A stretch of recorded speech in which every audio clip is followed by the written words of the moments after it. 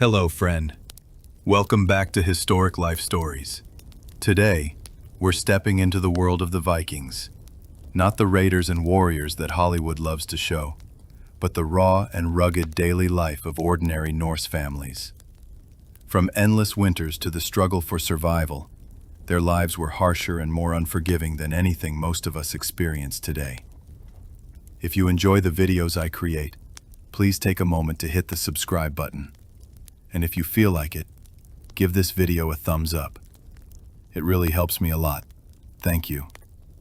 I'd also love to know where you're tuning in from around the world, so drop a comment below, and feel free to share any topic suggestions you'd like me to cover next. Let us delve right into today's topic of how Vikings really lived their lives. The year is 847 CE. A bone-chilling wind sweeps across the Norwegian fjords, carrying with it the scent of pine and the distant sound of axes splitting wood.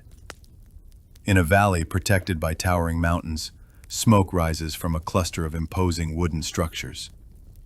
This is not just any settlement.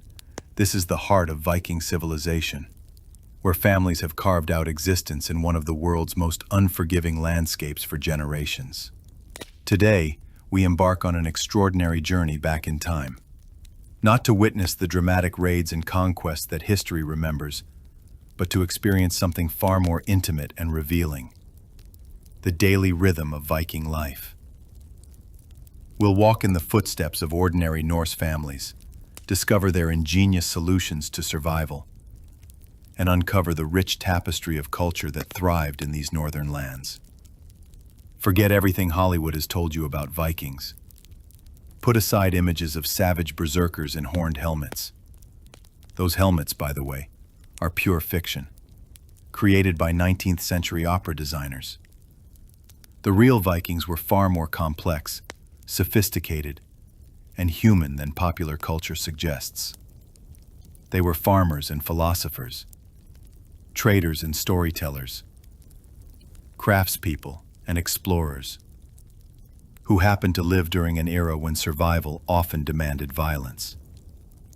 The Norse people we'll meet today inhabited a world shaped by extremes. Summers of endless daylight and winters of perpetual darkness. Abundance and scarcity. Isolation and connection. Their homeland stretched across modern-day Norway, Sweden, Denmark, and Iceland, encompassing everything from fertile southern plains to Arctic tundra. This geographic diversity created not one Viking culture, but many interconnected communities, each adapted to their specific environment, yet bound together by language, religion, and shared traditions. Our guide through this world will be Bjorn Ironside, not the legendary son of Ragnar Lothbrok, but a more typical Viking whose name reflects his reputation as a skilled blacksmith.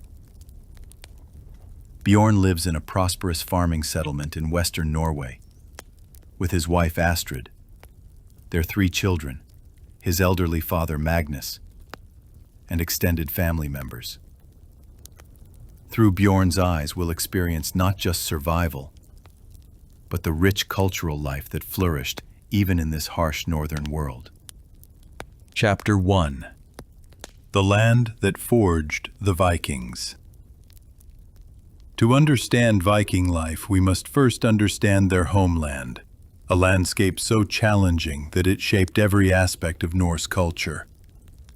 The Scandinavian peninsula in the Viking Age was a world of dramatic contrasts that demanded adaptability, ingenuity, and cooperation for survival. The geography itself tells the story of Viking expansion. Norway's coastline, carved by ancient glaciers into countless fjords, created natural harbors and protected waterways. These narrow inlets could shelter entire fleets while providing access to interior valleys where farming was possible. The fjords also served as highways. It was often easier to travel by boat than to traverse the mountainous interior on foot. Sweden offered a different landscape. Vast forests of pine and spruce, punctuated by thousands of lakes and rivers. These waterways formed natural trade routes extending deep into Russia and ultimately to Constantinople. The forests provided not just timber for construction and shipbuilding, but also furs for trade, game for food, and raw materials for countless crafts. Denmark, with its peninsula and islands, enjoyed the mildest climate and most fertile soil. Here, larger settlements could develop, supporting more complex social structures and specialized crafts. The abundance of Denmark would later fuel the great Viking expeditions westward to England and beyond. But it was Iceland that perhaps best exemplified the Viking relationship with harsh environments. When Norse settlers arrived in the 9th century, they found an island of active volcanoes, glaciers, and treeless landscapes. Yet within generations they had established not just viable communities, but a sophisticated legal and literary culture that would preserve much of our knowledge about Viking life. The climate during the Viking Age was actually warmer than today, what historians call the medieval warm period. This climate advantage allowed Vikings to cultivate crops further north than would be possible later, and may have contributed to population growth that drove expansion and exploration. The warming also reduced sea ice, making navigation to Greenland and North America feasible. Winter, however, remained the great challenge. In northern regions, the sun might not appear above the horizon for months. Temperatures could drop to deadly levels, and communities could become completely isolated by snow and ice. These winters shaped Viking culture in fundamental ways. The emphasis on hospitality, the importance of storytelling during long, dark nights, the necessity of food preservation, and the value placed on communal living arrangements. The Vikings adapted to their environment with remarkable ingenuity. They developed skis for winter travel. Archaeological evidence shows Scandinavians were using skis over 4,000 years ago. They created ice fishing techniques that allowed protein harvesting throughout winter. They learned to read weather patterns, ice conditions, and seasonal changes with scientific precision. Their relationship with the natural world was deeply spiritual. The Vikings saw their landscape as alive with supernatural forces, trolls in the mountains, spirits in the forests, and gods who controlled weather and seasons. This wasn't primitive superstition, but a sophisticated worldview that helped them navigate uncertainty and maintain psychological resilience in face of environmental challenges. The concept of seasonal cycles dominated Viking thinking. Summer was the time for farming, trading, raiding, and construction. Winter was for crafts, storytelling, and planning. Spring brought hope and renewed activity. Autumn demanded frantic preparation for the dark months ahead. This rhythm would govern every aspect of the life we're about to explore. Chapter 2: Dawn of a Viking Day. Morning rituals and routines, 1500 to 2500. The rooster's crow that awakens Bjorn's household isn't just any rooster. It's a descendant of birds traded from as far away as Byzantium, a reminder that even this remote Norwegian valley is connected to a vast network of Viking commerce. But sunrise in this northern latitude during autumn means something different than it does further south. At this time of year, dawn comes late and brings only a few precious hours of full daylight. Bjorn stirs first, as is proper for the head of household. His movement on the sleeping bench sends ripples through the entire family, as bodies that have been sharing warmth throughout the night begin to separate. The longhouse interior is dim, lit only by the fading embers of last night's fire, and whatever pale light filters through the smoke hole in the roof. The first task is always rekindling the fire. Not just for warmth, but because fire represents life itself in Viking culture. Bjorn uses a fire steel struck against flint to create sparks, which he carefully nurtures in a nest of prepared tinder. This tinder might include birch fungus, known as touchwood, which burns slowly and can preserve fire for hours. The successful rekindling of the morning fire is almost a daily ritual of renewal, symbolically conquering the death-like cold of night. As flames begin to illuminate the longhouse interior, the full scope of Viking domestic life becomes visible. The building stretches nearly 100 feet in length, its massive wooden posts supporting a roof covered in turf that provides excellent insulation. Along the walls, raised sleeping platforms accommodate not just Bjorn's immediate family, but also his widowed sister Sigrid with her 2 children, an elderly thrall named Eric, who was captured decades ago but now functions more as family member than slave, and Gunnar, a young man earning his place in the household through loyal service.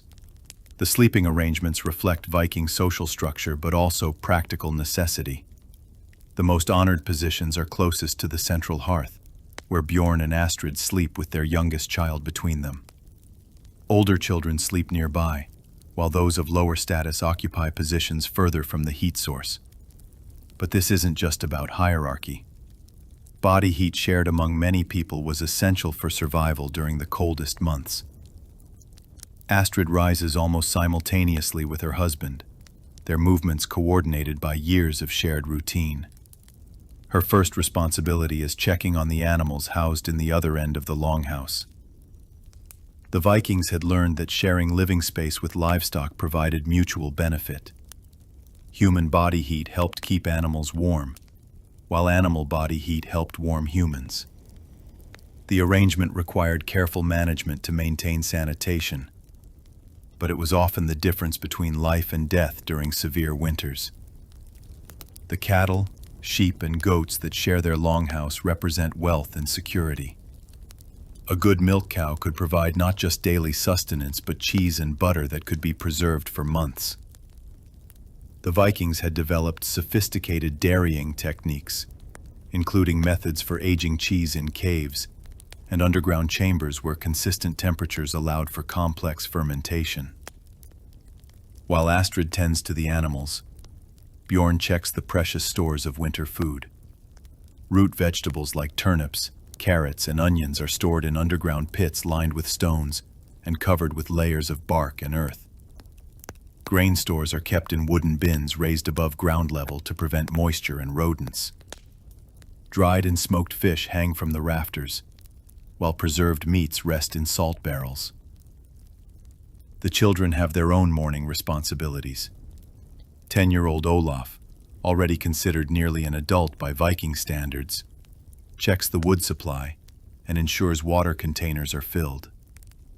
His sister Ingrid, age 12, helps her mother with food preparation, while 6-year-old Thorvald feeds scraps to the chickens and collects any eggs that might have been laid overnight.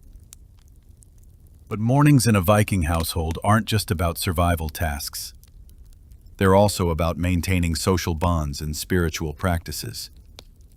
As the family gathers around the growing fire, Bjorn might share news heard from recent travelers, while Magnus, the elderly grandfather, offers wisdom based on decades of experience reading weather patterns and seasonal signs.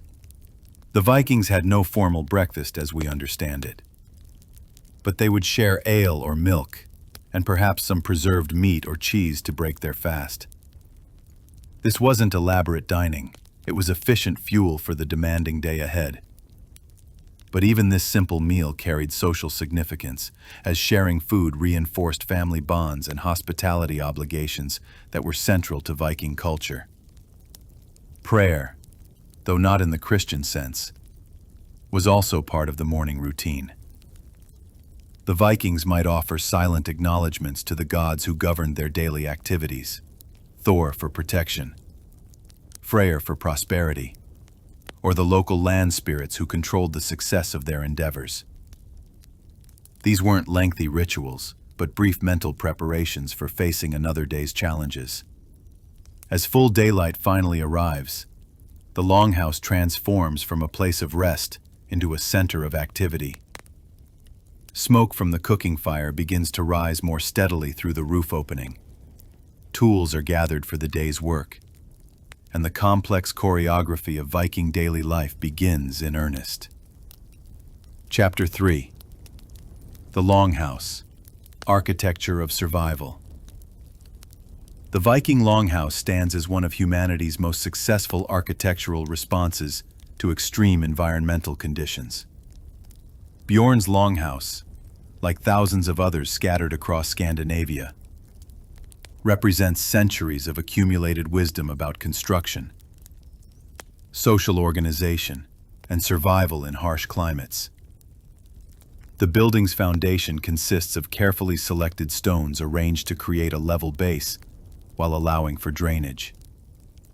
Vikings understood that moisture was the enemy of wooden construction, so they elevated their buildings slightly above ground level and chose locations with natural drainage. The foundation stones also provided thermal mass, absorbing heat during the day and releasing it slowly at night. The frame of the longhouse uses a sophisticated post and beam construction technique. Massive oak or pine posts, some reaching 2 feet in diameter, form the primary structural elements. These aren't just driven into the ground. They're set on stone bases to prevent rot and carefully positioned to bear the enormous weight of the roof structure. The Kings had no nails for major construction, instead using complex joinery techniques that created stronger connections than metal fasteners. The walls themselves tell a story of resource management and insulation technology. The outer layer consists of horizontal logs, carefully fitted and chinked with moss or clay to prevent air infiltration. But the Vikings didn't stop there. They often added an inner layer of vertical planks, creating an airspace that provided additional insulation. Some wealthy families even filled this space with loose straw or sheep's wool for maximum warmth retention. The roof structure was perhaps the most ingenious element of longhouse design. Massive ridge beams, sometimes single trees over 80 feet long, supported the entire roof load. These beams required careful selection. Trees that had grown slowly in harsh conditions produced the dense, strong wood necessary for such spans. The roof itself consisted of overlapping wooden shingles, covered by a thick layer of turf that could be 2 feet deep. This turf roof wasn't just insulation. It was a living system. Grass and wildflowers grew on the roof during summer, providing additional insulation while creating a microclimate that helped regulate interior temperatures. In winter, snow would accumulate on the roof, adding another insulation layer. The Vikings even grazed goats on their roofs during summer, providing lawn care while fertilizing their living roof systems. Inside, the longhouse was organized with mathematical precision.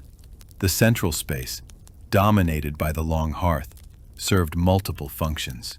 This wasn't just one fire, but often a series of fire pits extending down the center of the building, each serving different purposes. Some fires were for cooking, others for metalworking, and still others purely for heat and light. The hearth area was sacred space in Viking culture. This is where the family gathered for meals, where important decisions were made, and where guests were entertained. The positioning of the hearth wasn't arbitrary. It was calculated to provide maximum heat distribution while ensuring smoke could escape through roof openings. The Vikings had learned through trial and error that certain fire configurations created better draft patterns than others. Along the walls, raised platforms served as both seating during the day and sleeping areas at night. These platforms, called set, were covered with wooden planks and topped with layers of furs, woolen blankets, and straw mattresses. The wealthiest families might have down-filled cushions made from eider ducks, providing luxury that rivaled anything available in medieval Europe. Storage in the longhouse required creativity and organization. Wall niches held everyday items, while larger storage areas were built into the structure itself. Some longhouses had lofts accessible by ladders, where bulky items like extra clothing, ceremonial items, and seasonal tools could be stored. Underground storage areas, accessed through trapdoors in the floor, provided root cellars for food preservation. The longhouse also accommodated various crafts and industries. One section might serve as a blacksmith shop, with specialized hearths for metalworking and stone anvils set into the floor. Another area might house a loom for textile production, with special posts designed to support the large vertical looms used for weaving wool into cloth. Lighting was a constant challenge in northern latitudes, where winter days might last only a few hours. The Vikings used oil lamps, burning fish oil or rendered animal fat, but these provided limited illumination and created additional fire hazards. More commonly, they relied on the central fire for light, planning their activities around available natural light whenever possible. Ventilation was crucial in a building housing both humans and animals. The smoke holes in the roof were carefully positioned and could be partially covered during storms. Some longhouses had additional ventilation openings near the floor that could be opened or closed as needed to control airflow without losing too much heat. The longhouse wasn't just shelter, it was the center of Viking social life. The building's design facilitated the communal lifestyle that was essential for survival. There was no privacy as we understand it, but there was intimacy and security. Children grew up surrounded by extended family members, learning skills and values through constant observation and participation. Decorative elements in the longhouse reflected both artistic sensibility and spiritual beliefs. Carved posts might depict protective symbols or mythological scenes. Wall hangings could display family history or religious imagery. Even everyday objects were often decorated with intricate patterns that demonstrated the maker's skill and the family's status. The construction of a longhouse represented a major community effort. While Bjorn might provide the materials and direct the work, neighbors and relatives would contribute labor in a system of mutual obligation that strengthened social bonds. The raising of a new longhouse was cause for celebration, marking not just architectural achievement, but community solidarity. Chapter 4: Food, Feast, and Famine. The Viking Culinary World. Food in the Viking world was never just about nutrition. It was about survival, social status, spiritual practice, and cultural identity. The harsh northern climate created a feast or famine cycle that shaped every aspect of Norse culinary culture. From daily meal planning to the greatest celebrations. The staple of the Viking diet was porridge made from barley, oats, or rye. But this wasn't the bland gruel one might imagine. Astrid adds dried berries collected during the brief summer season, cloudberries, lingonberries, and bilberries that provide essential vitamins and minerals. She might also stir in some honey if the family has been successful in their beekeeping, or dried herbs that add both flavor and medicinal properties. Bread was a luxury item, requiring specialized knowledge and equipment. The Vikings did bake bread, but it was dense, dark, and often mixed with ground peas or other legumes to extend the precious grain stores. Some breads included crushed acorns or other nuts, providing protein and fats essential for surviving cold weather. The bread was typically baked on hot stones placed around the fire, rather than in formal ovens. Dairy products formed the foundation of Viking nutrition during summer months. Astrid milks their cows twice daily, producing fresh milk that can be consumed immediately or processed into various preserved forms. She makes skyr, a thick, yogurt-like product that was packed with protein and could be stored for weeks. Butter was churned using a wooden dasher in a skin bag, then preserved in salt for winter use. Cheese-making was high art in Viking culture. Different types of milk produced different cheeses, and aging techniques could create varieties that would keep for months without spoiling. Some cheeses were aged in caves where consistent temperatures and humidity created perfect conditions for fermentation. The Vikings traded these cheeses as far away as Constantinople, where they were prized as exotic delicacies.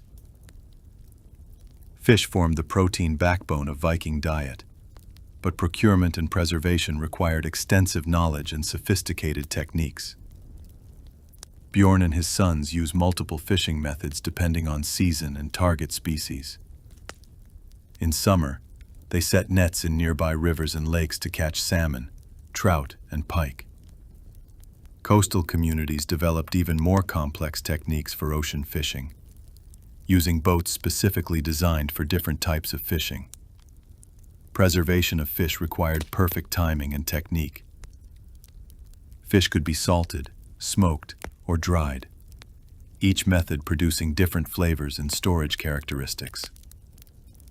Smoked fish required carefully controlled fires, using specific types of wood that imparted particular flavors while preventing spoilage.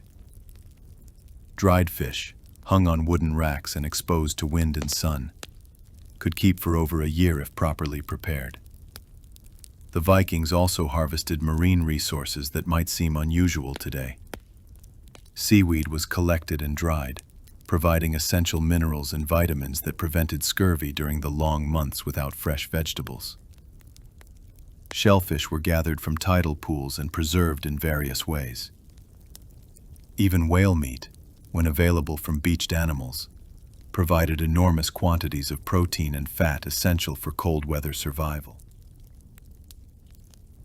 Hunting supplemented the Viking diet with wild game, but this wasn't recreational hunting.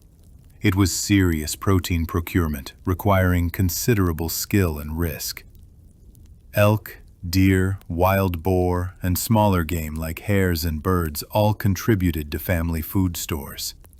Hunting also provided materials beyond food: antlers for tools, hides for leather, and sinew for thread and bowstrings. The Vikings had developed sophisticated food storage techniques that allowed them to maintain nutrition throughout the year. Underground storage pits, lined with stones and sealed with layers of bark and earth, maintained consistent cool temperatures that prevented spoilage. Above-ground storage buildings, raised on posts to prevent rodent access, housed grain and other dry goods. Fermentation played a crucial role in Viking food preservation and nutrition. Beyond obvious applications like cheese-making and brewing, the Vikings fermented vegetables, fish, and even meat. Fermented fish sauce, similar to the fish sauce still used in Southeast Asian cuisine, provided intense flavors and essential amino acids. Fermented vegetables helped prevent vitamin deficiency diseases during winter months. Beverages in the Viking world served multiple purposes: hydration, nutrition, preservation, and social bonding. Water, while available, was often unsafe to drink, so most Vikings consumed ale, mead, or milk on a daily basis. Ale, made from malted barley and flavored with herbs before hops became common, was relatively low in alcohol but provided calories and was safer than water due to the brewing process. Mead held special significance in Viking culture. Made from fermented honey, mead required significant resources to produce and was associated with celebration, religion, and social status. The honey needed for mead production came from carefully maintained beehives, making mead production a year-round endeavor that required specialized knowledge and equipment. Cooking techniques were adapted to the limitations of hearth-based cooking, but could produce surprisingly sophisticated results. Astrid uses a variety of vessels: iron cauldrons for boiling, soapstone bowls for serving, and wooden utensils for stirring and serving. Roasting was accomplished using spits over open fires, while baking utilized heated stones or buried coals. Seasonal eating patterns governed Viking nutrition. Spring brought the first fresh greens, wild onions, nettles, and other plants that provided essential vitamins after winter's limited diet. Summer was the time of abundance when families worked frantically to harvest, preserve, and store food for the coming winter. Autumn required careful calculation to ensure adequate food stores without waste. The social aspects of Viking food culture were as important as the nutrition. Meals were communal affairs that reinforced family bonds and social hierarchies. The best food was served to honored guests and family leaders, while children and servants received simpler fare. But sharing food, even simple food, was a sacred obligation that could not be violated without serious social consequences. Feast days represented the pinnacle of Viking culinary achievement. During major celebrations, religious festivals, weddings, or successful military campaigns, families would break into their preserved stores and prepare elaborate multi-course meals. These feasts might include roasted meats, multiple types of cheese, fresh bread, imported spices, and copious amounts of ale and mead. The preparation for such feasts required weeks of planning and demonstrated the host family's wealth and social status. Rare ingredients might be traded from distant lands, salt from coastal areas, spices from Byzantine merchants, or exotic foods that showed connections to the wider world. These feasts weren't just meals, but political and social events that could determine alliances and influence community standing. Chapter 5: Crafts, Skills, and the Art of Making. In the Viking world, survival depended not just on food production and warfare, but on the mastery of dozens of specialized crafts. Every member of Bjorn's household, from the youngest child to the eldest adult, possessed skills that would seem miraculous to modern people accustomed to mass-produced goods. These weren't hobbies or artistic pursuits. They were essential technologies that meant the difference between comfort and misery, prosperity and poverty, sometimes even life and death. Bjorn's reputation as a skilled blacksmith extends beyond his immediate community. His forge, built into one end of the longhouse, represents years of knowledge about metallurgy that rivals anything available in medieval Europe. The forge itself is a marvel of engineering. A stone-lined fire pit with carefully designed air channels that can reach temperatures exceeding 2,000 degrees Fahrenheit, using only charcoal and manually operated bellows. The creation of iron from bog ore requires knowledge that borders on alchemy. Bjorn collects iron-rich sediments from local bogs, then processes them through a complex series of heating, cooling, and hammering operations that remove impurities and create workable metal. This smelting process can take days of continuous work and requires precise temperature control and timing that comes only from years of experience. But Bjorn doesn't just make iron. He transforms it into the tools that make Viking life possible. His workshop contains dozens of specialized hammers, tongs, and anvils, each designed for specific operations. He creates everything from massive ship nails that can withstand ocean storms to delicate jewelry that demonstrates artistic sensibility equal to any medieval craftsman. The forging of a Viking sword represents the pinnacle of metallurgical achievement. Bjorn uses pattern welding techniques that layer different types of steel to create blades that are both hard enough to hold a sharp edge and flexible enough to absorb impact without breaking. The process requires weeks of careful work, with each layer hammered, folded, and welded to create distinctive wavy patterns that are both beautiful and functional. These swords aren't just weapons. They're family heirlooms passed down through generations, often given names and attributed with supernatural properties. The creation of such a sword represents not just technical skill but spiritual craftsmanship, as Bjorn might incorporate ritual elements into the forging process to ensure the blade's effectiveness and honor. Agricultural tools receive equal attention to detail as weapons. Bjorn's plowshares are carefully shaped to slice through different soil types, while his sickles and scythes are balanced for hours of continuous use during harvest season. The difference between a well-made tool and a poor one could mean the difference between a successful harvest and starvation. Astrid's textile work represents equally sophisticated technology applied to different materials. Her vertical loom, standing nearly 8 feet tall, allows her to weave cloth of remarkable quality and complexity.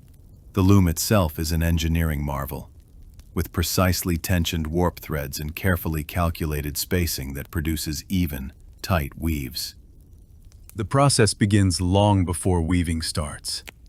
Astrid raises sheep not just for meat and milk, but for wool of different qualities. She understands which sheep produce the finest wool, how to time shearing for optimal fiber length, and how different feeding regimens affect wool quality. Her flock includes sheep specifically bred for different purposes, some for meat, others for milk, and still others primarily for their premium wool. Preparing wool for spinning requires knowledge of complex chemical processes. Astrid washes the raw wool using ash water that removes lanolin and other impurities, then cards it using specially prepared thistle heads or imported metal cards that align the fibers for spinning. The spinning itself, done with a spindle and distaff while walking or doing other tasks, requires coordination and muscle memory developed over years of practice. The Vikings produced textiles that were traded as luxury goods throughout medieval Europe. Astrid creates cloth so fine and evenly woven that it rivals anything produced in more technologically advanced regions. Her work includes not just utilitarian cloth for everyday clothing, but decorative textiles used for special occasions and trade goods. Dyeing represents another level of chemical knowledge. Astrid maintains gardens of specific plants that produce different colors: madder for reds, woad for blues, and various other plants for yellows, browns, and greens. The dyeing process requires precise timing, temperature control, and understanding of mordants, chemicals that make dyes permanent. Some of the most prized colors require materials imported from distant lands, making colored cloth a significant luxury item. Leather working was essential for Viking life, as leather provided everything from clothing to containers to ship rigging. Bjorn's brother-in-law Gunnar specializes in leather craft, processing hides from cattle, sheep, goats, and wild animals into dozens of different products. The process begins with careful skinning techniques that preserve the maximum usable hide area. Tanning leather requires understanding of complex biochemical processes. Gunnar uses various tanning agents: oak bark for some applications, alum for others, or even urine and animal brains for specialty leathers. Each tanning method produces leather with different properties, some waterproof, others flexible, still others particularly durable or suitable for specific applications. The variety of leather goods produced in a single household would astound modern people.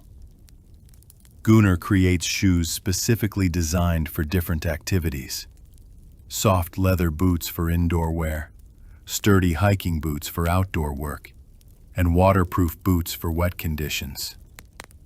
He makes leather containers for storing everything from grain to precious items, leather clothing that provides protection from weather and wear, and specialized leather goods for crafts and trades. Woodworking in the Viking world required intimate knowledge of different wood species and their properties. Bjorn's son Olaf is learning woodcraft from his grandfather Magnus, starting with simple projects but gradually mastering techniques that will allow him to create everything from simple bowls to complex furniture and even ships. The Vikings understood that different woods were suitable for different applications. Oak provided strength and durability for construction and furniture. Pine and fir were lighter and easier to work for everyday items. Birch offered flexibility for handles and bentwood projects. Ash was prized for tool handles because of its shock-absorbing properties. Each wood required different tools, techniques, and finishing methods. Carving wasn't just functional, but deeply artistic. Viking woodcarvers created intricate decorative elements that adorned everything, from simple bowls to the magnificent dragon heads that decorated their ships. These carvings often told stories, depicted religious symbols, or demonstrated the carver's virtuosity through complex, interwoven patterns that required mathematical precision to execute. Boat building represented the ultimate expression of Viking woodcraft. The construction of a longship required coordinated effort from multiple specialists. Woodworkers who could select and shape the perfect planks.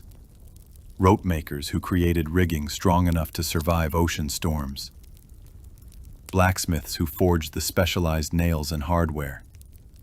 And master shipwrights who understood the complex engineering principles that made these vessels both seaworthy and fast. Even everyday household items demonstrated remarkable craftsmanship. Wooden bowls were carved to specific shapes for different foods. Shallow bowls for porridge, deeper ones for stews, and specially shaped vessels for drinking. Spoons, ladles, and other utensils were carved to fit perfectly in the hand and balanced for efficient use. The Vikings also excelled at working with materials that might seem unusual today. They carved soapstone into cooking vessels that could withstand direct fire and distributed heat evenly. They worked with antler and bone to create everything from combs to game pieces to decorative items. They even used walrus ivory and whalebone for luxury items and specialized tools. Jewelry making allowed Vikings to display both wealth and artistic sensibility. Both men and women wore elaborate jewelry made from silver, gold, and base metals, often incorporating amber, garnets, and other semi-precious stones. These weren't just decorative items, but also portable wealth that could be traded or given as gifts to cement political alliances or social relationships. The techniques used in Viking jewelry rival those of any medieval culture. Filigree work created intricate patterns from fine metal wires. Granulation involved fusing tiny metal spheres to create textured surfaces. Repoussé techniques allowed craftsmen to create raised designs by hammering from the reverse side of thin metal sheets. Perhaps most remarkably, all these skills were maintained and transmitted without formal schools or written instruction manuals. Children learned by observation, imitation, and gradually increasing participation in adult work. Master craftsmen took pride in training apprentices who might eventually surpass their teachers. This system created not just competent workers, but true artisans whose work represented both functional excellence and artistic achievement. The integration of all these crafts within a single community created remarkable self-sufficiency. Bjorn's village could produce virtually everything needed for daily life, from the simplest household items to the most complex technologies of their age. This independence allowed Viking communities to thrive in remote locations and gave them the confidence to undertake long-distance voyages, knowing they could establish new settlements wherever they landed. Chapter 6: Social Hierarchy and Family Bonds. Viking society was far more complex and nuanced than popular culture suggests. Rather than the egalitarian warrior bands often depicted in modern media, Norse communities operated according to sophisticated social hierarchies that balanced individual achievement with family loyalty, personal freedom with community obligation, and ancient tradition with practical adaptation to changing circumstances. At the apex of Viking society stood the Jarls, wealthy landowners whose power derived from their control of productive agricultural land. Their will to command armed followers, and their role as intermediaries between local communities and royal authority. A Jarl like Thorstein the Red, who owns lands throughout the valley where Bjorn lives, doesn't merely possess wealth. He embodies the complex relationships that make Viking society function. Thorstein's power manifests in multiple ways that extend far beyond simple ownership. He hosts the great feasts that mark seasonal celebrations and life transitions, providing food and drink that demonstrates his prosperity while creating obligations among his guests. He serves as judge in legal disputes, applying both written law and ancestral custom to resolve conflicts. He leads military expeditions that bring wealth back to the community while establishing his reputation as a successful war leader. But Thorstein's authority isn't absolute or arbitrary. Viking culture embedded even the most powerful jarls within networks of mutual obligation that constrained their actions. A jarl who failed to provide adequate hospitality, who made consistently poor legal judgments, or who led his followers into unsuccessful military ventures would quickly lose support. The Vikings had developed sophisticated mechanisms for checking abuse of power that wouldn't be matched in other medieval societies for centuries. The Carls, free farmers like Bjorn, formed the backbone of Viking society. These weren't peasants bound to the land, but independent landowners who could make their own decisions about crops, trade, and military service. Bjorn owns his farm outright, passed down through his family for generations, and he can sell it, subdivide it, or pass it to his children according to his own judgment. This freedom came with corresponding responsibilities. Bjorn must contribute to community defense, participate in legal assemblies, and provide hospitality to travelers. He's expected to maintain his property in good condition, contribute to community projects like road maintenance or bridge construction, and support his extended family members who might fall on hard times. The Carl class demonstrated remarkable social mobility that distinguished Viking society from more rigid medieval hierarchies. A successful farmer could accumulate enough wealth to challenge the local jarls. A skilled craftsman could trade his products for land and status. A successful warrior could win enough treasure to purchase social advancement. This mobility created incentives for achievement, while preventing the social stagnation that plagued other medieval societies. Viking women enjoyed rights and freedoms that would seem remarkable even by modern standards. Astrid isn't merely Bjorn's wife, but a legal person in her own right who can own property, conduct business, seek divorce, and represent her interests in legal proceedings. This wasn't theoretical equality, but practical reality reflected in archaeological evidence, legal codes, and historical records.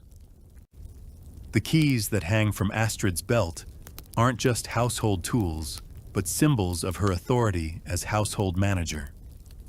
She controls the family's food stores, manages servant labor, makes decisions about textile production, and often handles trade negotiations with merchants.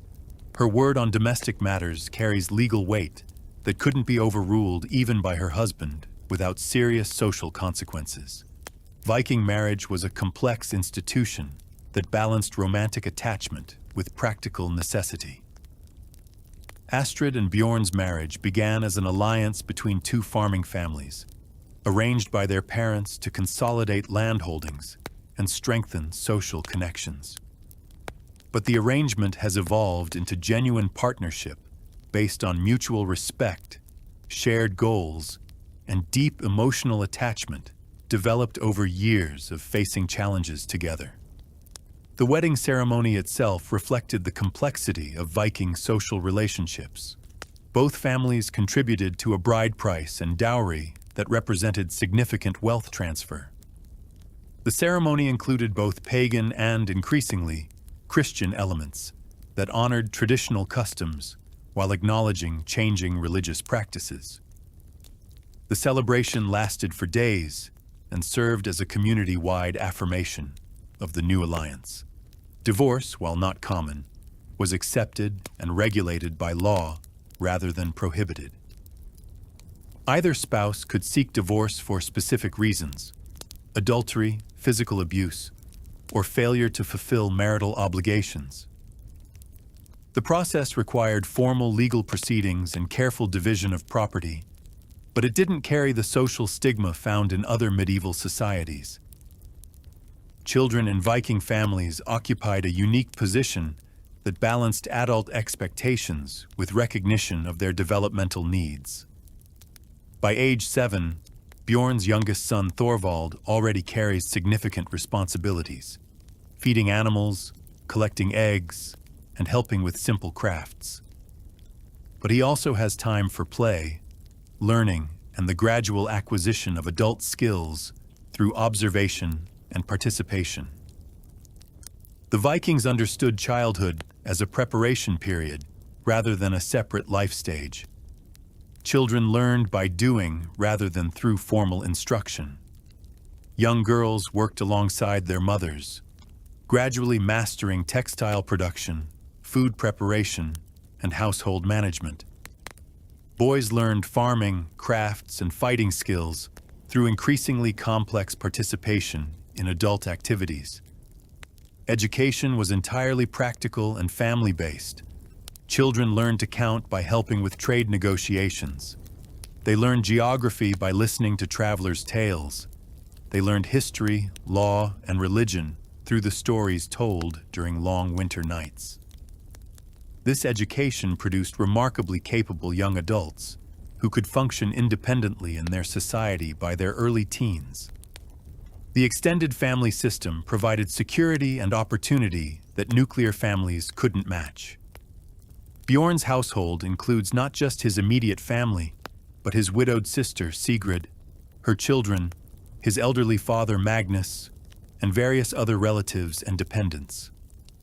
This isn't charity, but practical economics. Each person contributes skills and labor while receiving protection and support. Elderly family members held special status as keepers of wisdom and tradition. Magnus, despite his advancing age, continues to provide valuable services as weather predictor, storyteller, and advisor on complex decisions. His knowledge of local history, family genealogy, and traditional practices makes him a valuable resource whose maintenance is both practical necessity and cultural obligation. The thrall system represented the most problematic aspect of Viking social organization. Eric, the elderly thrall in Bjorn's household, was captured during a raid decades earlier and has lived as a slave ever since. However, his status has evolved over time from property to something more resembling a dependent family member with limited rights and considerable security. Viking slavery was complex and often temporary. Thralls could earn or purchase their freedom, and their children might be born free depending on circumstances. Some thralls acquired specialized skills that made them valuable and well-treated. Others might marry into free families and change their status. The system was harsh by modern standards, but more flexible than slavery systems in other medieval societies. The legal system that governed these relationships was remarkably sophisticated. Viking law was based on consensus rather than royal decree, with free men participating in assemblies called things where they debated laws, judged cases, and made collective decisions about community issues. These assemblies operated according to complex procedures that protected individual rights while maintaining social order. The Thing system demonstrates Viking commitment to participatory government that wouldn't be matched in other medieval societies for centuries. Every free man could speak at the assembly, present cases, challenge decisions, and participate in collective judgment. Women, while not direct participants, could influence proceedings through male relatives or by bringing cases in their own names. Legal procedures balanced restoration with punishment in ways that modern justice systems still struggle to achieve. Most crimes were resolved through payment of compensation rather than physical punishment. The amount of compensation depended on the severity of the offense, the status of the parties involved, and the specific circumstances of the case. This system created incentives for peaceful resolution of disputes while maintaining deterrent effects. A person who killed another faced enormous compensation payments that could bankrupt families for generations. But if the payment was made and accepted, the matter was considered settled and further revenge was prohibited. The concept of honor permeated every aspect of Viking social relationships. Honor wasn't just personal reputation, but family legacy that affected children and grandchildren.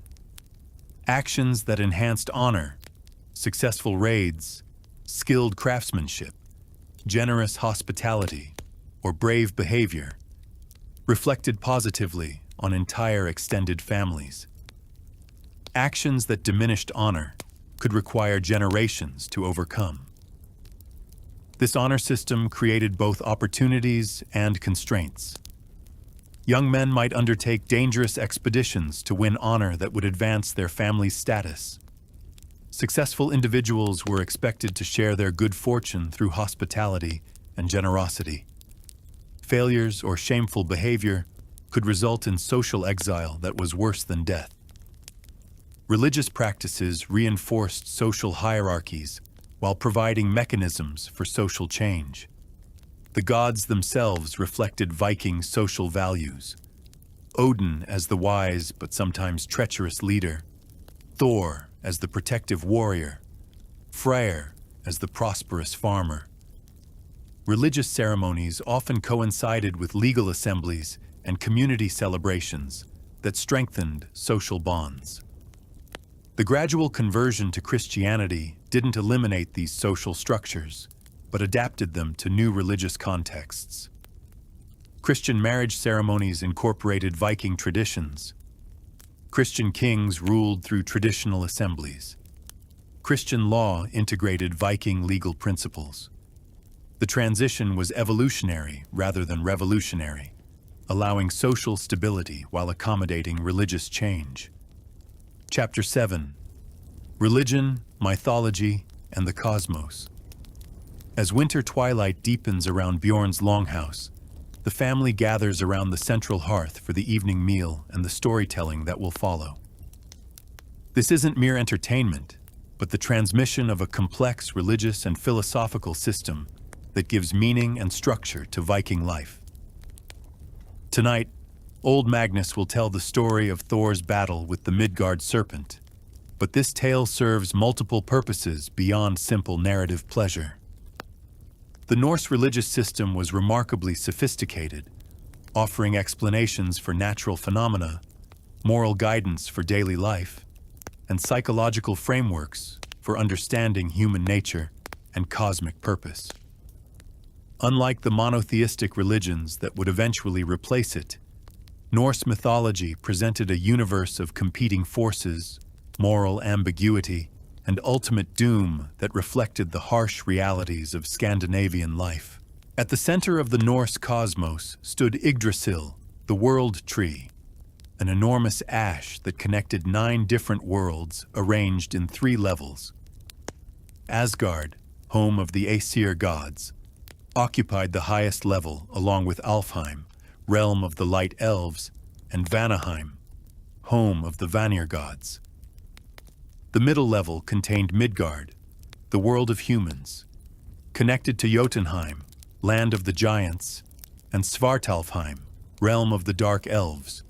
The lowest level held Niflheim, world of ice and mist, Muspelheim, realm of fire, and Helheim, domain of the dead. This cosmology wasn't abstract theology, but practical psychology that helped Vikings understand their place in a dangerous and unpredictable universe. Midgard, literally middle enclosure, represented the precarious position of human civilization surrounded by hostile forces. The giants of Jotunheim embodied natural disasters, disease, and death that constantly threatened human communities. The gods of Asgard represented the forces of order and civilization that protected humans, but were themselves engaged in a cosmic struggle against chaos. Odin, the All-Father, exemplified the complex moral universe that Vikings inhabited. He was simultaneously a wise ruler who created laws and poetry, a treacherous deity who broke oaths when necessary, and a seeker of knowledge who sacrificed his own eye for wisdom.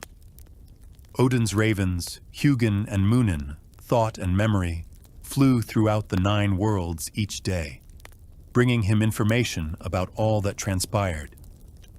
For Vikings like Bjorn, Odin represented the harsh wisdom that survival sometimes required morally ambiguous choices. A farmer who raided neighboring communities during times of scarcity could invoke Odin's example of doing whatever was necessary to protect his people. A leader who broke promises to enemies could claim divine precedent.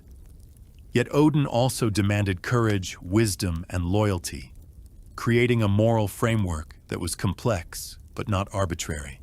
Thor, the thunder god, held special significance for common farmers and craftsmen. Unlike Odin's intellectual approach to problems, Thor solved difficulties through direct action and overwhelming force. His hammer Mjolnir never missed its target and always returned to his hand, representing the reliability that Viking communities needed in their tools and weapons.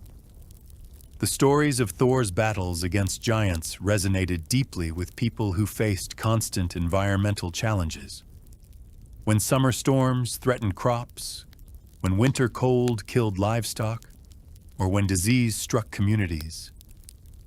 These weren't random events, but manifestations of the ongoing cosmic struggle between order and chaos.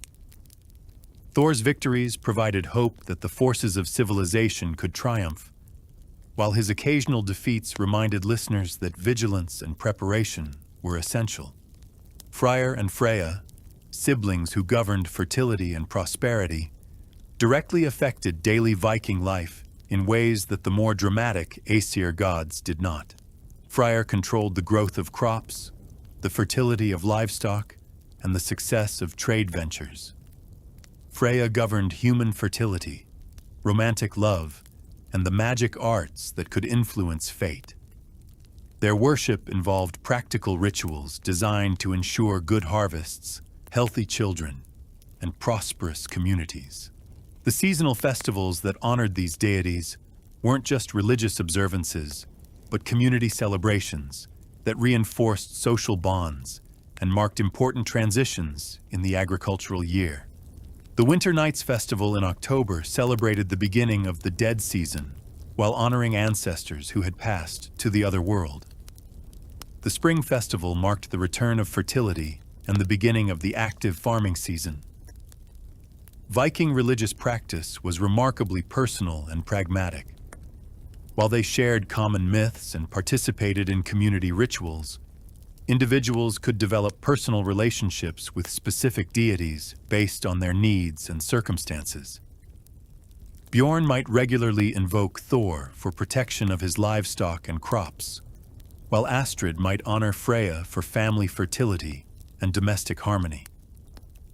The concept of fate, represented by the Norns, 3 sisters who wove the destinies of gods and humans alike, provided a philosophical framework for understanding both success and failure. The Vikings believed that major life events were predetermined, but how individuals faced their destinies remained a matter of personal choice. This belief system encouraged courage while providing psychological comfort during difficult times. The notion of wired, often translated as fate but meaning something closer to what has become or that which turns, was more complex than simple predestination.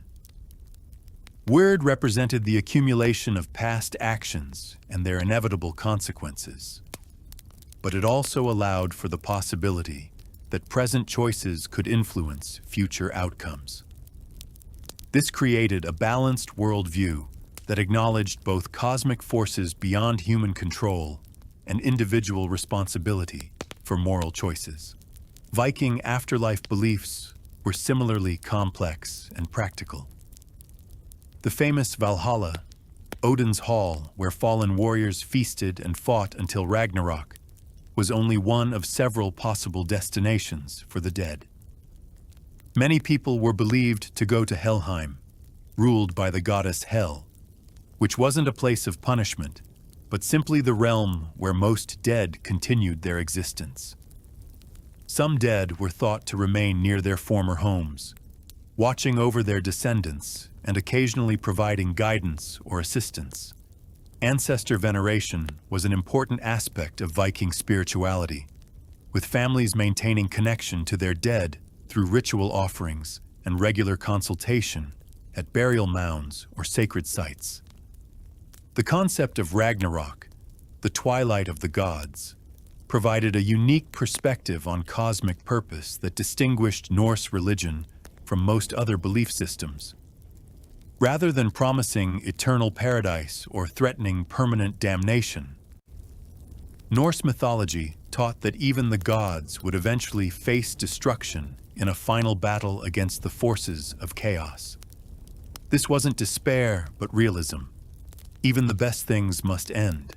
So value and meaning came from how one faced inevitable challenges. The aftermath of Ragnarok promised renewal rather than permanent ending. A few gods would survive, a new world would emerge from the destruction of the old, and life would continue in new forms. This cyclical view of existence matched the seasonal patterns that dominated Viking agricultural life and provided hope that current hardships were temporary phases in larger patterns of death and renewal. Magic and supernatural practices were integral parts of Viking religious life, rather than separate occult activities. Seder, a form of shamanic magic associated with the goddess Freya, allowed practitioners to influence fate, communicate with spirits, and gain knowledge of future events. While Seder was often practiced by women, some men also learned these techniques despite social stigma attached to male magical practice. The runes used for writing also served magical purposes, with specific symbols believed to possess power beyond mere communication. Runic inscriptions on weapons, tools, and buildings could provide protection, bring good luck, or curse enemies. The creation of runes was itself a magical act that required understanding of their cosmic significance, as well as their practical applications. Divination practices helped Vikings make decisions in uncertain situations. Casting lots, interpreting dreams, and reading omens and natural phenomena provided guidance for everything from daily farming decisions to major life choices. These weren't superstitious activities, but practical applications of religious wisdom to real-world problems. The role of vulvas, female seers, and shamans demonstrates the high status that spiritual specialists could achieve in Viking society. These women traveled between communities, providing prophecies, magical services, and spiritual guidance that was sought by everyone from common farmers to powerful jarls and kings. Their authority derived from spiritual power rather than social position, creating alternative forms of leadership that were particularly important for women. The integration of religious and secular life meant that virtually every daily activity had spiritual dimensions. Farming rituals ensured divine blessing for crops. Craft activities included protective magic in tools and products. Legal proceedings invoked divine justice. Military expeditions required religious ceremonies to ensure success and honor the gods who governed warfare. The gradual conversion to Christianity didn't eliminate these beliefs overnight, but created a complex, syncretic system that blended old and new religious ideas. Many Norse myths were reinterpreted, as Christian allegories. Traditional festivals were transformed into Christian holy days. Ancient sacred sites became locations for Christian churches that continued to serve the same spiritual functions for local communities. Even after formal conversion, many Vikings continued to honor their ancestral gods through folk practices, traditional stories, and cultural customs that preserved Norse spiritual wisdom within Christian contexts. This religious flexibility reflected the pragmatic Viking approach to survival. If new gods proved more powerful or useful than old ones, then adopting them made practical sense while maintaining valuable traditional wisdom. Chapter 8. The Rhythm of Seasons, Survival Through the Year. The Viking relationship with seasonal cycles went far beyond simple agricultural planning. It represented a fundamental worldview that shaped every aspect of Norse culture, from religious practices to social organization to individual psychology.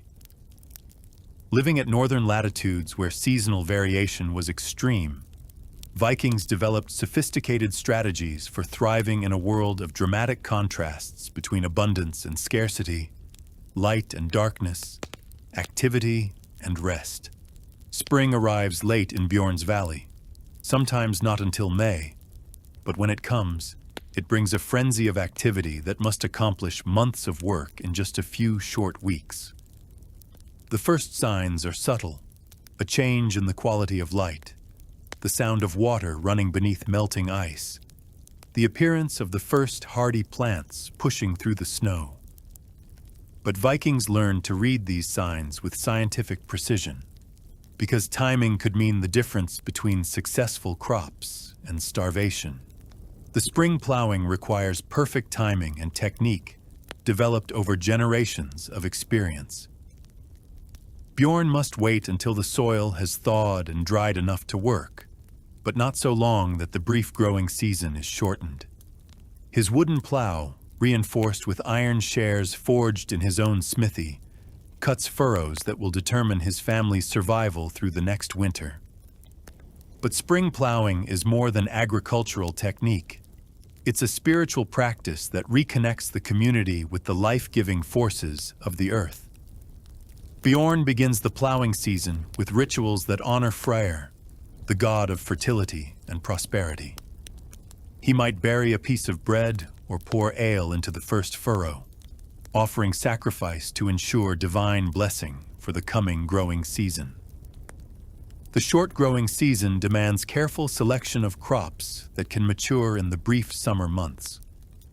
Barley, the foundation of Viking agriculture, can ripen in as little as 90 days under ideal conditions, making it suitable for northern climates where the frost-free period might last only 4 months. Oats provide excellent nutrition for both humans and livestock, and can tolerate cooler conditions than wheat. Root vegetables like turnips, carrots, and onions can be left in the ground until late fall, extending the harvest season and providing fresh food when other crops are exhausted. These hardy vegetables also store well in underground pits, providing essential nutrition through the winter months, when preserved foods begin to lose their nutritional value. The vegetable garden that Astrid maintains near the longhouse demonstrates the sophisticated agricultural knowledge that Viking women possessed. She grows herbs that serve triple purposes: seasoning for food, medicine for treating illness and injury, and materials for dyeing textiles. Her garden includes plants that might seem exotic today, but were essential for Viking survival: angelica for preventing scurvy, juniper berries for flavoring and preservation, and various herbs that could treat everything from headaches to digestive problems. Summer in the Viking world was a race against time that required the coordinated effort of entire communities. Haymaking was perhaps the most critical activity, as the quality and quantity of hay directly determined how many animals could survive the winter. The Vikings had developed sophisticated techniques for cutting, drying, and storing hay that maximized nutritional value while preventing spoilage. The timing of hay cutting required careful judgment based on weather patterns, plant maturity, and storage capabilities. Cut too early, and the hay lacked nutritional density. Cut too late, and the plants became coarse and less digestible. Cut during wet weather, and the hay could spoil, destroying months of work and potentially dooming livestock to starvation. Viking haymaking was a community activity that brought entire settlements together in coordinated work parties. Men cut the grass with long-handled scythes that required both strength and skill to wield effectively. Women and children spread the cut grass for drying, turned it regularly to ensure even moisture loss, and gathered it into bundles for transport to storage areas. The construction of hay storage buildings demonstrated Viking engineering ingenuity adapted to specific environmental challenges. These structures needed to protect hay from moisture while allowing air circulation that prevented fermentation. The buildings were raised on stone foundations to prevent ground moisture from wicking up into the stored hay, and their walls included carefully designed ventilation systems that maintained optimal storage conditions. Fishing during the summer months provided protein that could be preserved for winter consumption, but it also required knowledge of complex seasonal patterns that determined when and where different fish species would be available. Bjorn and his sons know that salmon run up their river in late summer, providing opportunities to catch large quantities of fish in a short period. They've constructed fish weirs, complex structures of stones and wood that funnel fish into traps where they can be easily harvested. The preservation of summer's fish catch requires techniques that balance flavor, nutrition, and storage life. Different preservation methods produce different results. Salted fish keeps longer, but requires precious salt that must be traded from coastal areas. Smoked fish develops complex flavors, but requires careful temperature control and specific types of wood. Dried fish requires no additional materials, but depends on consistent dry weather that isn't always available.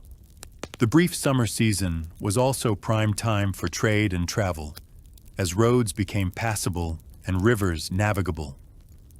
Viking merchants traveled vast distances during these months, carrying goods produced by families like Bjorn's to markets throughout Europe and beyond.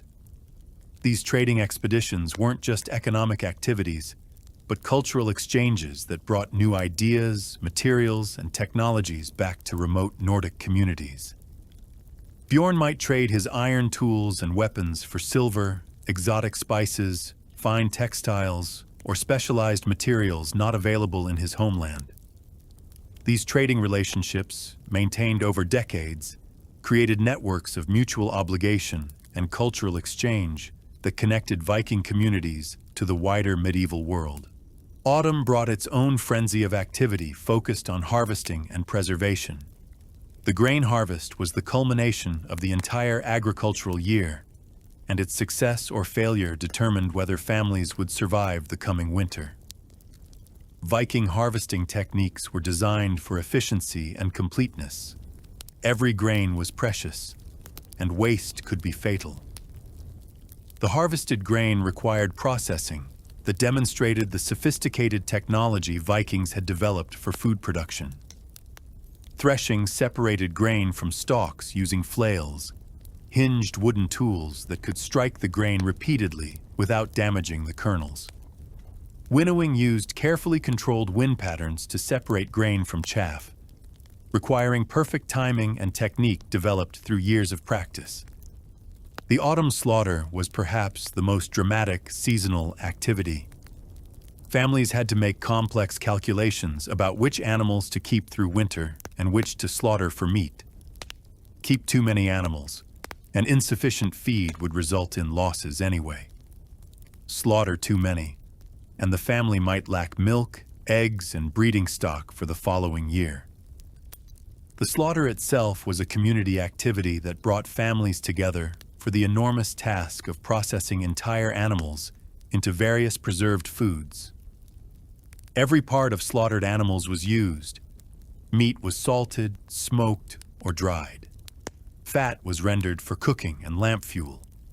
Blood was made into sausages. Hides were tanned for leather. Bones became tools and game pieces. Even sinew was saved for thread and bindings. Winter preparations required enormous quantities of firewood, gathered and processed during the autumn months when travel was still possible. Viking families might burn several cords of wood during a single winter, requiring months of cutting, splitting, and transporting fuel from forests that might be miles from their homes. The type and quality of firewood affected both heating efficiency and the success of various crafts that depended on fire. Different woods burned at different temperatures and produced different types of smoke for food preservation. The selection and preparation of firewood demonstrated the detailed knowledge Vikings possessed about their natural environment. Winter itself was not a time of inactivity, but a season of different types of work suited to indoor conditions and long periods of darkness. This was prime time for crafts that required detailed work: textile production, metalworking, wood carving, and tool making. Families gathered around fires for tasks that were both economically essential and socially bonding. The long winter nights were filled with storytelling, music, and games that served educational and entertainment purposes simultaneously. Children learned their culture's history, values, and practical knowledge through stories that were simultaneously entertainment and instruction. Adults maintained social bonds through activities that reinforced community relationships and cultural traditions. Winter was also the season for planning the following year's activities. Families reviewed their resources, planned crop rotations, scheduled maintenance projects, and made decisions about trade relationships and social obligations. These planning sessions required careful consideration of complex variables and demonstrated the sophisticated management skills that successful Viking families possessed. The transition from winter back to spring represented both practical and spiritual renewal. The return of longer days, the appearance of migrating birds, and the first signs of plant growth were celebrated with festivals that combined religious observance with practical preparation for the new agricultural year. The seasonal rhythm created a natural work-rest cycle that balanced intense periods of activity with times for recovery and reflection. This pattern wasn't imposed by external authority, but emerged from the practical necessities of survival in a challenging environment. The Vikings had learned to work with natural rhythms rather than against them, creating sustainable lifestyles that could continue for generations. Chapter 9: Viking Exploration, Trade, and the Wider World.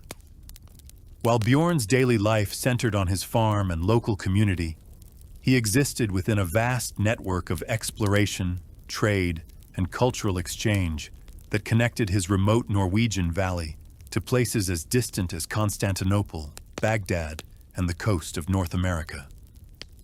The Vikings were not isolated barbarians, but active participants in a medieval global economy that stretched from the Arctic to the Mediterranean. The longships that made Viking expansion possible were marvels of engineering that represented centuries of accumulated shipbuilding knowledge. These vessels combined shallow draft for river navigation with ocean-going capability, allowing Vikings to appear suddenly hundreds of miles inland or cross vast oceanic distances that other medieval peoples found impossible. A typical longship, like the one commanded by Bjorn's cousin Eric the Navigator, stretched 60 to 70 feet in length, but drew less than 3 feet of water when fully loaded. This remarkable design allowed the ship to be dragged across narrow land bridges between river systems, creating continuous water routes across entire continents. Vikings could sail up the Volga River deep into Russia, portage their ships between river systems, and continue down the Dnieper to reach the Black Sea and Constantinople. The construction of these ships required sophisticated understanding of wood properties, structural engineering, and hydrodynamics. Each plank was carefully selected and shaped to contribute to the vessel's flexibility and strength.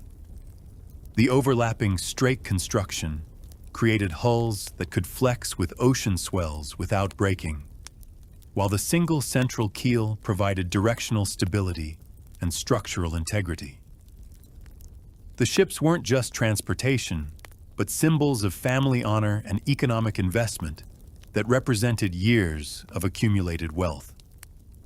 A well-built longship could cost the equivalent of several farms and required ongoing maintenance by skilled craftsmen who understood the complex relationship between hull shape, rigging design, and sailing performance.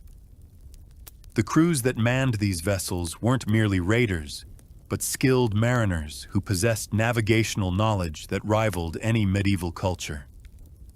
Viking navigators could determine direction using sun compasses, read weather patterns in cloud formations, and recognize their location by observing bird migration patterns, ocean currents, and the behavior of marine mammals. The discovery and settlement of Iceland demonstrates Viking navigational and colonization capabilities at their most impressive. When Norse explorers first sighted Iceland around 860 CE, they found an uninhabited island that offered both opportunities and enormous challenges. The volcanic soil was fertile, but the climate was harsh, and there were no trees for construction or fuel. The initial wave of Icelandic settlement required careful planning and enormous courage. Families like those related to Bjorn had to transport not just themselves, but livestock, tools, household goods, and enough supplies to survive until they could establish productive farms in an unknown environment. The success of this colonization created a new Norse society that would eventually produce some of the most important medieval literature and legal innovations. The establishment of trade routes created economic opportunities that transformed Viking society from subsistence agriculture to active participation in international commerce. Swedish Vikings established trade networks that extended down the Russian river systems to Constantinople and beyond. These routes carried northern products like amber, furs, and iron in exchange for silver, silk, spices, and luxury goods that revolutionized life in Scandinavian communities. The archaeological evidence from Viking Age trade is remarkable in its scope and sophistication. Excavations at trading centers like Birka in Sweden and Hedeby in Denmark reveal goods from across the known world. Chinese silk, Byzantine gold, Islamic silver coins, German pottery, and English woolen cloth.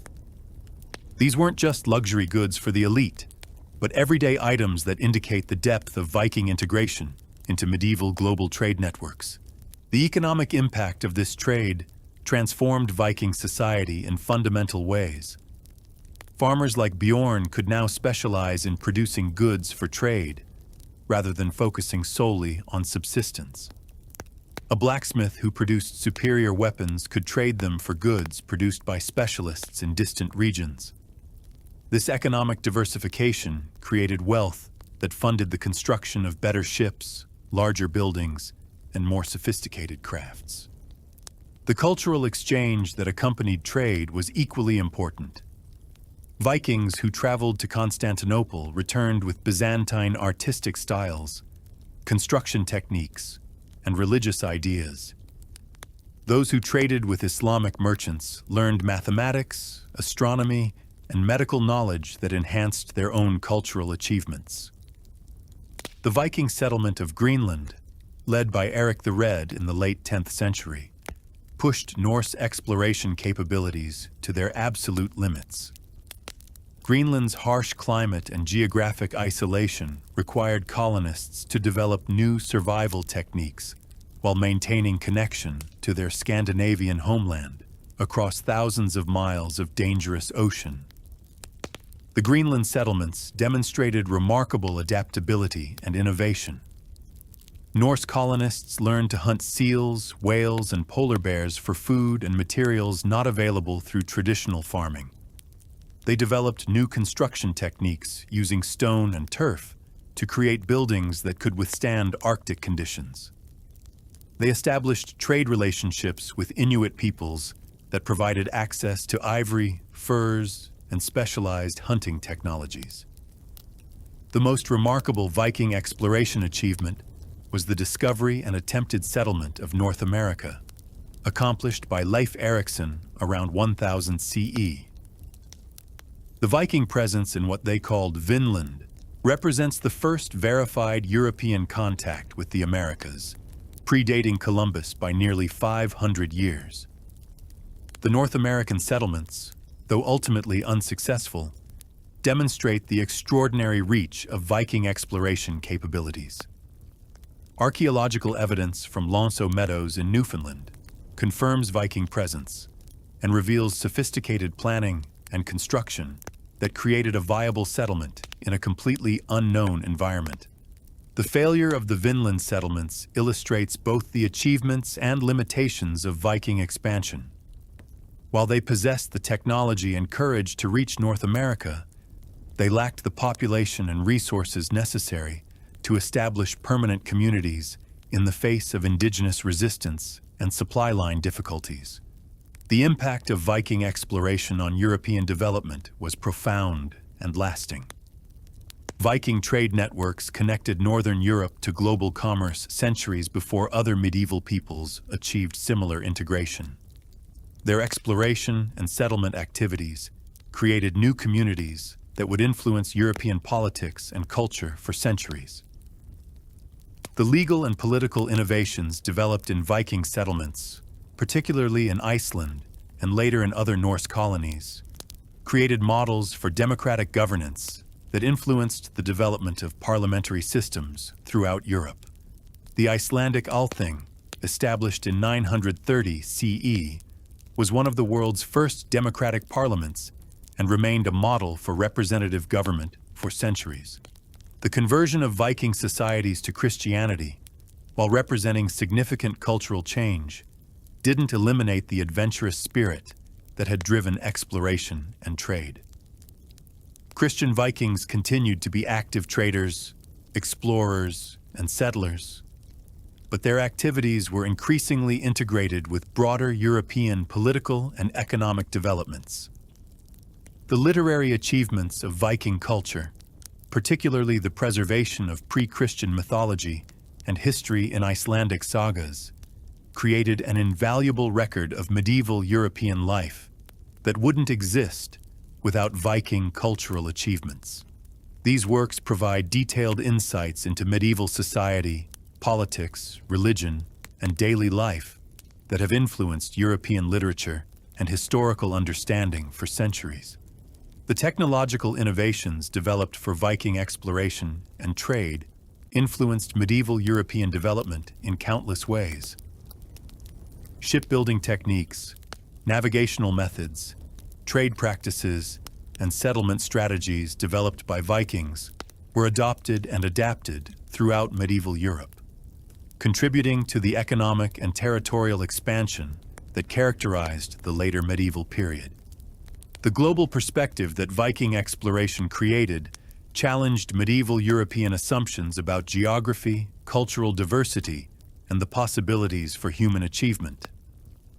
Vikings who had traveled to 4 continents and interacted with dozens of different cultures brought cosmopolitan worldviews back to their home communities that influenced European intellectual development for generations. Chapter 10. Legacy and Transformation, the End of an Era. As our journey through Viking daily life draws to a close, we return to Bjorn's longhouse on a winter evening in the year 1050 CE. The world around his family is changing in ways both subtle and profound. The old gods are giving way to Christianity. Traditional social structures are evolving into more centralized kingdoms, and the age of great Viking raids and explorations is drawing toward its end. Yet the essential elements that made Viking culture remarkable their adaptability, their courage in the face of uncertainty, their sophisticated understanding of survival in challenging environments, continue to shape the communities that will emerge from this transformation. The children gathered around tonight's fire will live in a different world than their grandparents, but they will carry forward the essential skills and values that allowed their ancestors to thrive in one of history's most challenging environments. The conversion to Christianity, which accelerated throughout the 11th century, didn't represent a complete break with Viking tradition, but rather a synthesis that preserved much of what was valuable in Norse culture while adapting to new religious and political realities. The Christian kings who emerged in Denmark, Norway, and Sweden maintained many traditional Viking institutions, while gradually centralizing political authority and reducing the independence that characterized earlier Viking society. The great age of Viking exploration and expansion was ending, but its achievements would influence European development for centuries to come. The settlements established in Iceland, Greenland, and briefly in North America had pushed the boundaries of human achievement and demonstrated possibilities that wouldn't be matched until the age of exploration 5 centuries later. The trading networks established by Viking merchants continued to connect Northern Europe with global commerce, creating economic foundations that would support the emergence of powerful medieval kingdoms. The democratic institutions developed in Viking settlements, particularly in Iceland, provided models for representative government that influenced the development of parliamentary systems throughout Europe.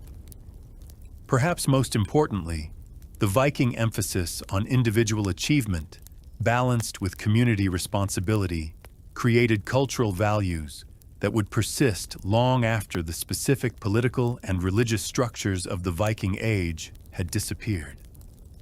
The courage to face uncertain futures, the ingenuity to solve practical problems, and the wisdom to adapt to changing circumstances remained central to Scandinavian culture for generations.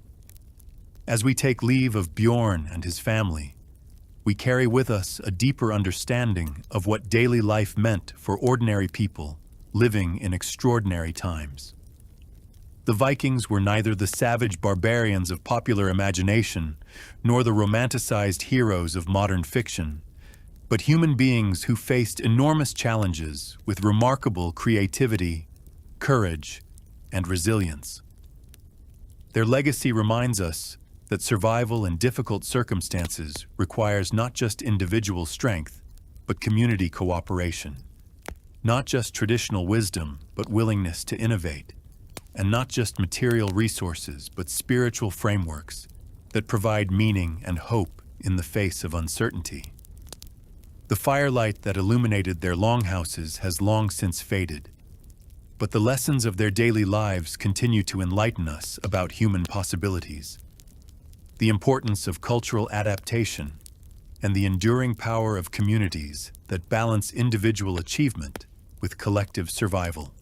In learning about how Vikings lived, we gain insights not just into medieval history, but into the timeless challenges and opportunities that define human experience across all cultures and all ages. The past is never gone. It lives here on Historic Life Stories. Thanks for joining me today. Be sure to check out another fascinating video here on the channel, and if you enjoy the content, please subscribe. Thank you. See you in the next one.